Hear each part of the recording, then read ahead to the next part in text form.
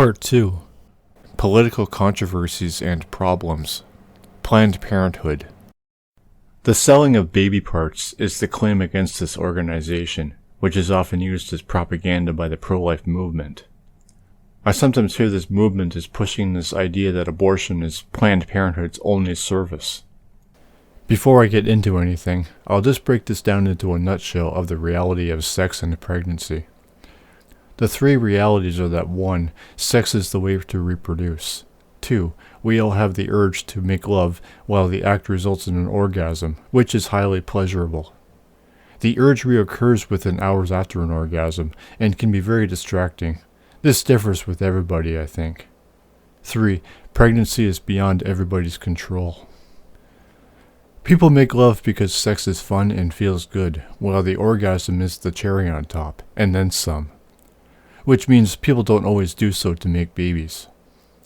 In the case of pleasure sex, conceiving life is not the goal, and people aren't trying to create the life, the baby, only have a good time. The life, pregnancy, happens on its own. Therefore, the act of, quote, killing the child, as the anti-choice movement always argues, aside from life begins at conception, is not the intention of any of these sexual couples. This means that holding them legally responsible for that killing is unrealistic and illogical. Pregnancy is not something with any kind of on and off switch. Is it anybody's fault that the sexual urge exists? That the orgasm is intense pleasure? Or that no switch for pregnancy exists, causing the pregnancy to be a risk? No. So how can anybody be blamed for terminating the pregnancy?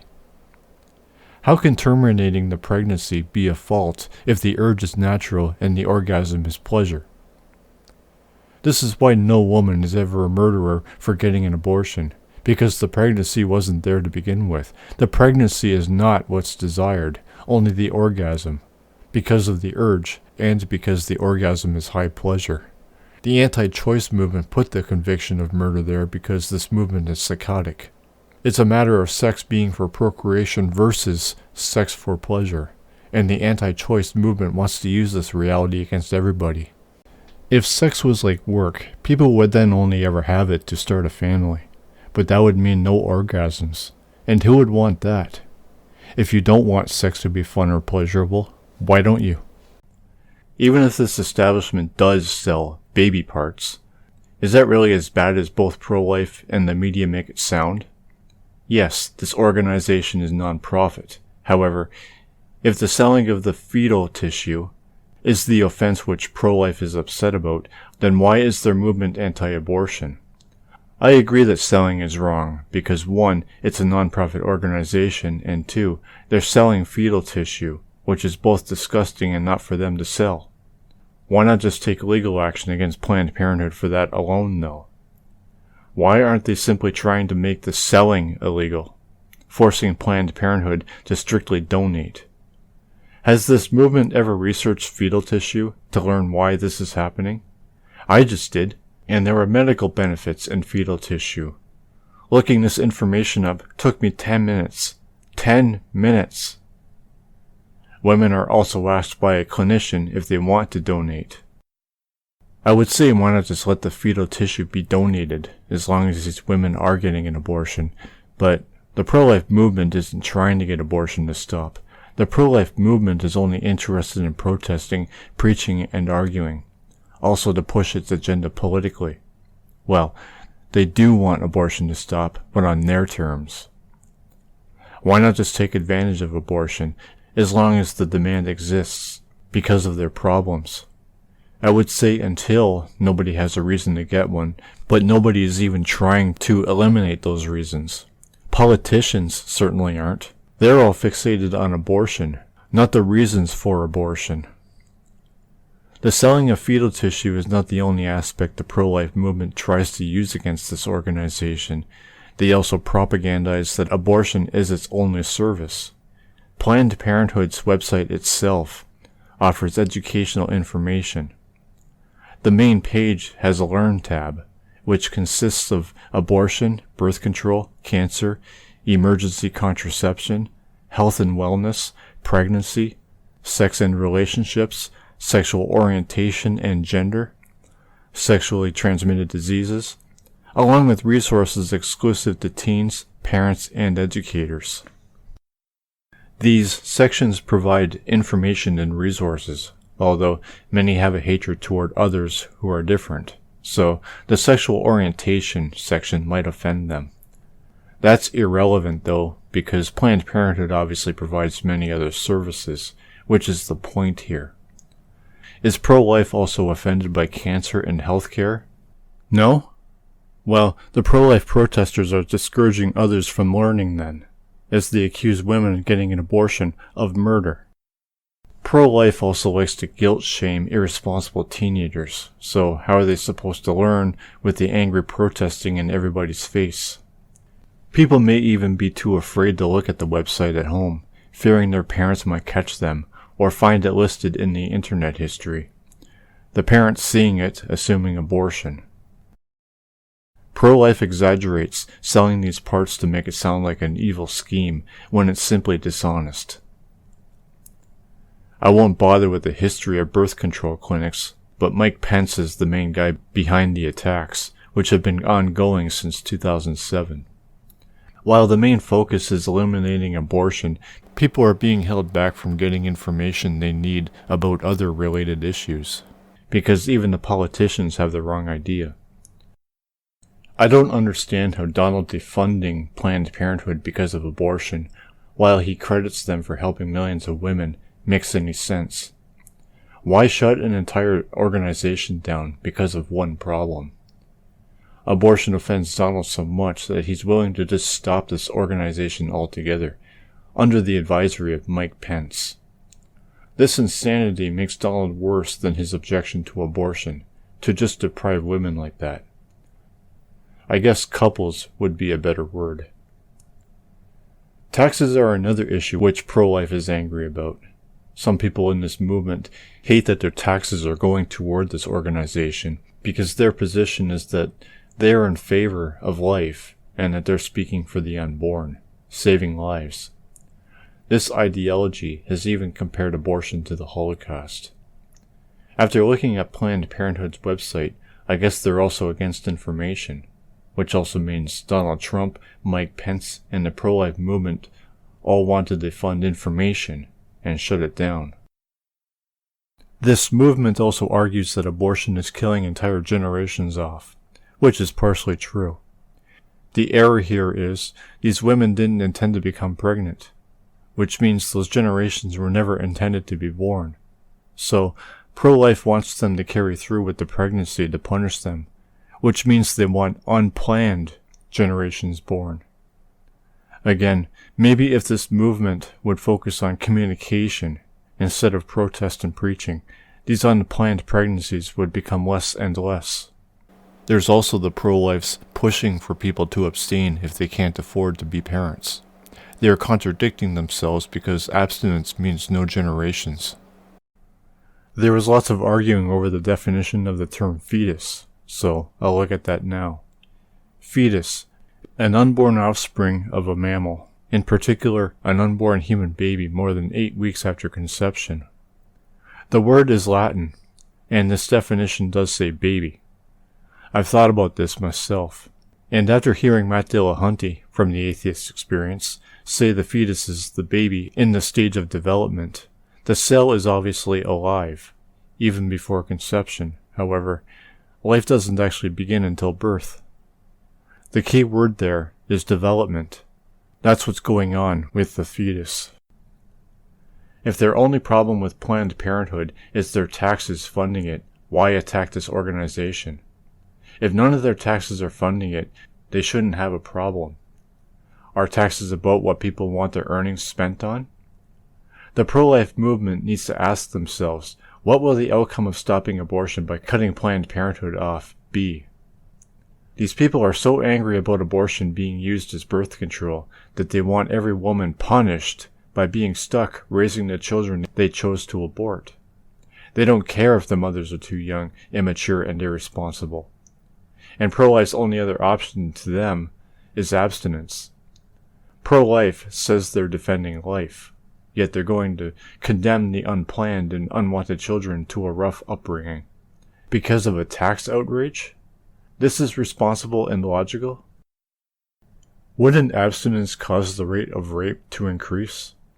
Oh, pro-life's philosophy is that choosing life despite rape is virtuous.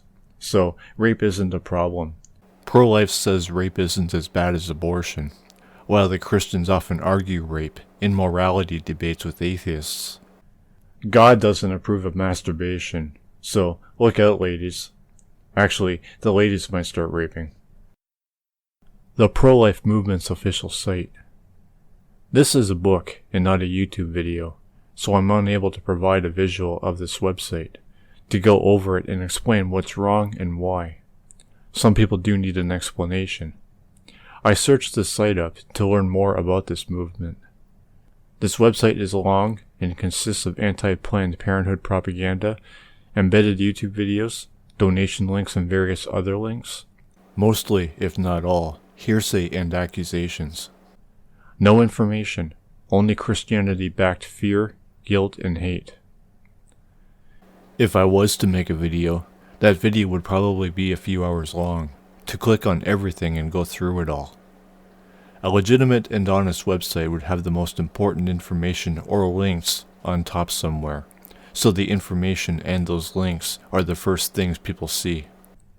This website confirms the pro-life movement to only be on a religious crusade of backward morality, using all of the reasons women get an abortion against abortion.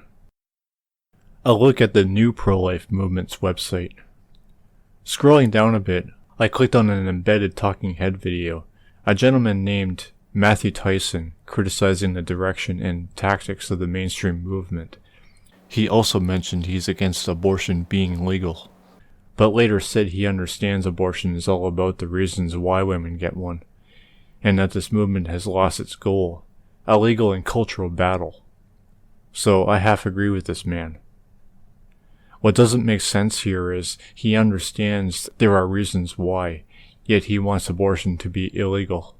If pro-life focuses on the reasons and actually starts solving problems, which will eliminate those reasons, abortion will either stop on its own or at least be minimized. I don't know how this movement intends to address the health reasons. Donald himself even understands there are exceptions when it comes to abortion. What also bothers me is they're only concerned about protecting the unborn. They have no concern for the mother-to-be. The other side to this movement, however, is that many people who identify with this movement subscribe to it for the wrong reason. I think those reasons also need to be looked at, because those people are only into it for their own gain, which makes it psychological. I'm not saying everybody in the pro-choice movement is perfect, but the pro-life movement is the main problem. The 11 Pillars. Only 2 of these relate to abortion, which are the first 2. The rest are only their views on certain political issues. Number 1. The reasons for abortion include financial struggles, which is economic, so I don't understand why a political debate about abortion itself is in effect. If the economy is stabilized and everybody is benefiting in it, abortion shouldn't be a problem anymore. Of course, the economy would have always been stabilized and always moving forward if politics was legitimate. Maybe the women out there who don't feel confident simply need a psychiatrist or psychologist. Number 2. This movement mentions the right to live, which is nonsense because this isn't about rights, but dealing with the reasons women get an abortion. How does euthanasia affect the terminally ill or the elderly? This pillar talks about suicide to use as a tactic, saying suicide is the right to die, which is the other side to the right to live. There is no correlation between suicide and euthanasia. The mainstream pro-life movement calls women murderers, remember? The reasons for abortion. Rape is surprisingly one of the least common reasons. Incest is less common than rape. The reasons I read in the sources I looked at are personal or professional, financial, psychological, relationship-related, and health. Do any of these reasons suggest the women get an abortion with the intent to kill the fetus? Or that babies need some movement to defend them by being a social and public menace? Many women and couples are going through hardships or crises, which means there are probably social and economic problems due to the commonality of each reason within society. There's also the pro-life's taxation upset. They're only determined to stop their taxes, not dealing with the reasons. Their mentality is, life is all that matters and everybody's problems are their own fault. Sex education in schools. 17 states have abstinence-only sex education, which teaches students to wait until marriage. This teaching obviously doesn't include birth control or contraception. This means that these states value marriage over education, the students learning and understanding sexuality and reproduction. They would rather have these kids hold back for the sake of marriage than to have them know what they're doing. If that's the case, they're only using abortion as an excuse to push this obviously religious agenda. What about when these students become adults and do get married? They aren't going to have intercourse just to have a baby. They also won't know anything about diseases. Will they know enough to get each other tested? Sex is pleasurable and is also an important part of a relationship. So, this waiting until marriage notion is insanity. We also all have urges. Our bodies don't wait until marriage. Marriage is a human concept, and a natural bodily urge isn't going to conform to our bullshit ideas. The idea of education is to learn. This abstinence-only form of education is indoctrination because it involves shame of being gay or slutty, while it also teaches students that only marriage can provide psychological benefits from sex. The opposite is true because the minority shaming causes severe psychological damage to the point of self-harm. I also don't understand why such a class would even bother mentioning homosexuality. It doesn't touch on birth control or contraception. I'd honestly rather this class just send the gays and lesbians on their way, without teaching them, rather than to put them through this insanity to avoid the psychological damage. I guess the hate just needs to get its fix by shitting on those who are different and can't participate, to fulfill its deviance. So why is Congress still keeping this abstinence-only nonsense going if it's clearly not only useless but harmful? Arguments against abortion. The whole debate is about life, defense, and rights, while the realities of abortion are financial, psychological, social, etc. What do the life and rights of the unborn have to do with the various reasons women get an abortion? When pro-choice argues that life begins at birth, I have to agree because, yes, cells need to be alive to be active. The cell is only developing though. Again, birth is when the baby's life actually begins, in the sense that it grows and experiences the world.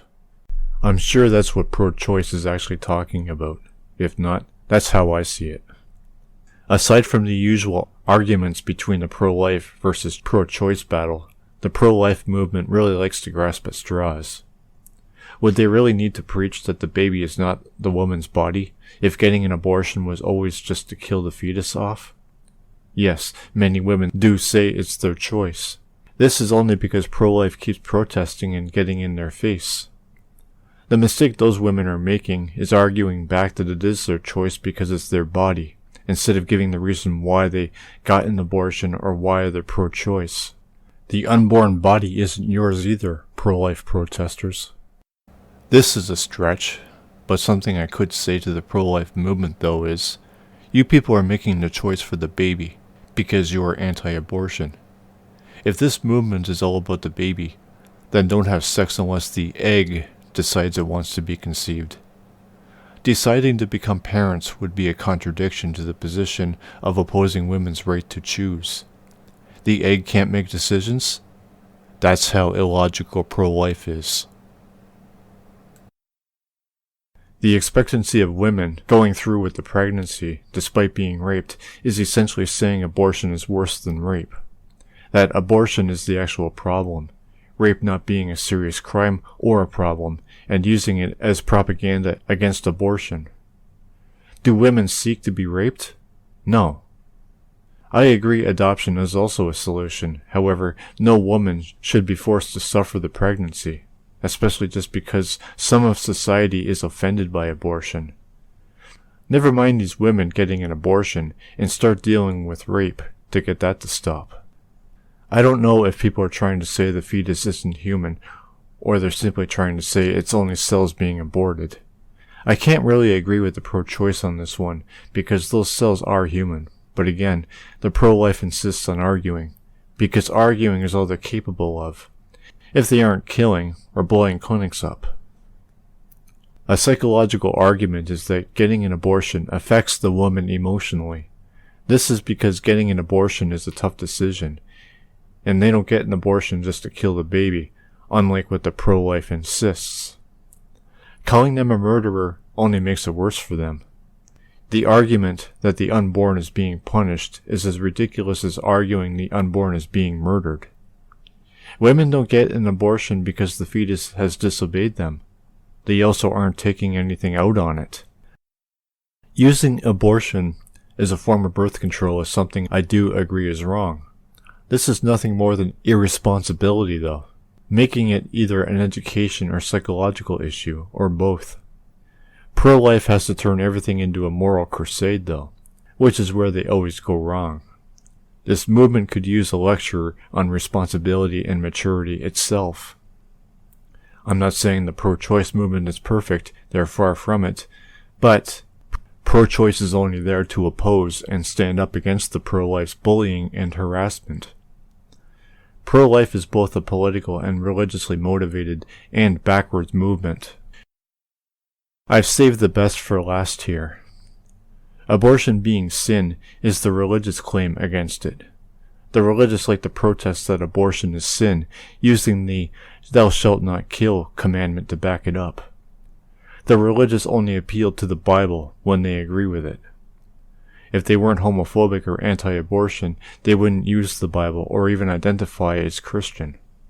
Regardless, I think a God whom they believe created a universe could have done better than pregnancy being the way of reproduction.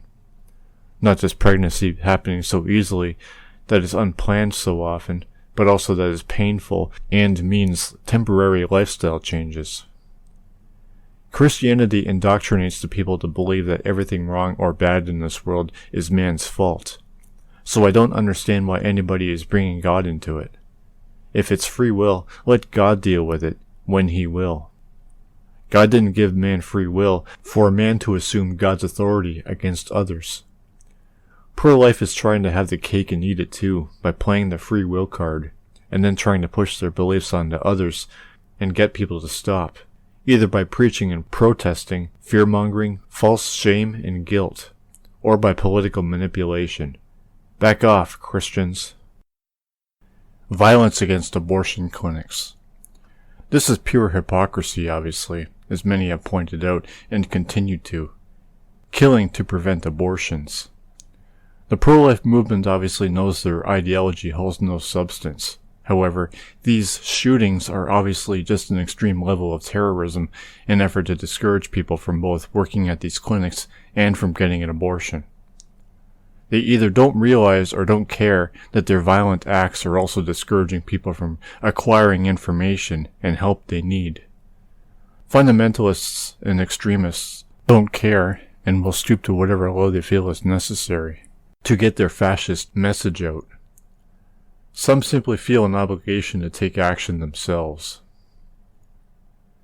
They believe women are getting an abortion because they want to kill the baby, but they're allowed to just go ahead and kill whomever they want because they believe they're defending life. They're obviously not very smart if violence is all they know. The commandment is to not murder. God wants you to kill? But only God can kill, because He's God, remember? I'm certain there are people in this movement who disagree with, and are even appalled or angered by these violent acts. They should really speak out against it. If they're too afraid to speak out against those who do commit such acts, I say they're cowards. The arson, murdering, and bombing are all committed in the name of this movement. And those are the extremes this movement will go, which is an ideology they all subscribe to. This means it's their responsibility to at least speak out against those extremes. They obviously aren't guilty, even indirectly, however. Not even speaking out against it makes them no better. Doing so probably doesn't stop such lunatics, but they can and should at least try. Again, they're all about protecting the unborn. What if they end up either killing pregnant women or even causing them to miscarry? Do they actually walk into the clinic and force somebody to show them no pregnant women are inside the place? So they can proceed to take whatever action against the place?